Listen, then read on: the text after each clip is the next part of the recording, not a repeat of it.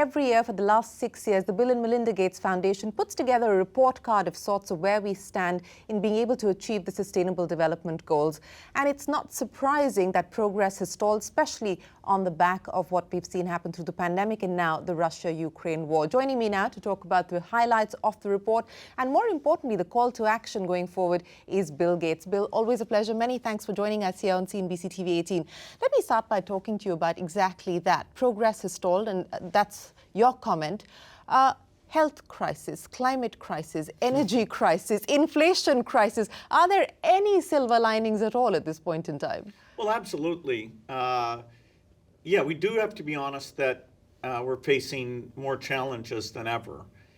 And yet, we were making a lot of progress before the pandemic. And by staying committed to the aid levels and innovation, we can get back on track and resume the reduction in poverty, the reduction in childhood death, the empowerment of women, digital bank accounts, which even the pandemic, reinforced that India's innovation in that area let you get money out, particularly to women, in a very effective fashion. So we can't give up hope. Every life saved is super important, but we are way behind. When you talk about being way behind, the big problem at this point in time is the resource crunch, and especially when we talk about governments. Fiscal space to be able to do the right thing. There might be the political will, but there isn't the capital at this point in time.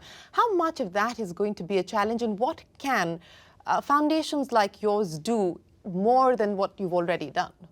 Well, the big money in terms of helping poor countries is from the aid budgets of the rich countries. No amount of philanthropy can make up for that generosity. Philanthropy can participate, things like polio, Global Fund, the Vaccine Fund Gavi. Our foundation is right up there with some of the big European donors. We're also a big funder of the upstream innovation. So whether it's better seeds for farmers to deal with climate problems or new vaccines for things like tuberculosis, we are a very big funder. The upstream funding is less dollars than actually, once you invent the new vaccine, getting it out to the entire world. So there's a partnership there, but the commitment to aid generosity is difficult when domestic challenges like cost of electricity throughout Europe is demanding a lot more of their budget than it did before. I want to talk about food security because that is the essay that you've decided to focus on as part of the report this year. The IMF has warned about food protectionism. Many others are talking about the possibility of a food catastrophe. Is this the biggest risk that you are worried about today? Well, food is absolutely critical. In fact, over 30% of the kids in Africa never develop their brain and body to be educated and contribute. And so getting rid of that malnutrition was already a huge priority. And now with climate making this even harder, yes, food security people weren't paying enough attention to. The good news on this front is that we can improve productivity. Rich world productivity is far greater per acre than in developing countries. So as we give them seeds that are adopted to their conditions and find a way to give them good advice, probably using mobile phones for a lot of that, help them with credit to buy fertilizer, if we can double that productivity, then the calories are in good shape and they're not trying to import food from outside, which now those prices have gone up and made it unaffordable. But when you talk about being able to increase productivity, you also talk about why we haven't seen much R&D innovation in agriculture, why we haven't seen spending on R&D innovation in agriculture. What's holding that back?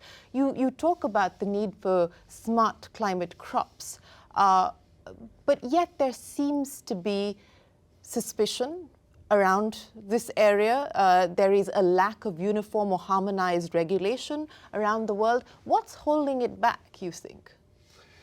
Well, we had the great success of the Green Revolution in the 1970s, where India in particular, when they were able to get fertilizer with the new wheat, the new rice, the new maize, defied expectations of food shortage and actually raised calories per person because of this productivity. So that, is a miracle. Some foundations at that time, Ford, Rockefeller, were partly involved in funding Borlaug. We need to do that again, but this time, we know that sometimes fertilizer can cause negative effects. We know we need to get to the smaller farmers. We need to think about ecosystems that are unique. Africa has a lot of orphan crops, things like millet, sorghum, that never got that attention. And so the amount of money going into seed innovation is less than $1 billion. Our goal for the world is that if we got that up to $2 billion, that would be the biggest thing to help avoid climate disasters that we can do. We need to do lots more, but that is the highest impact investment.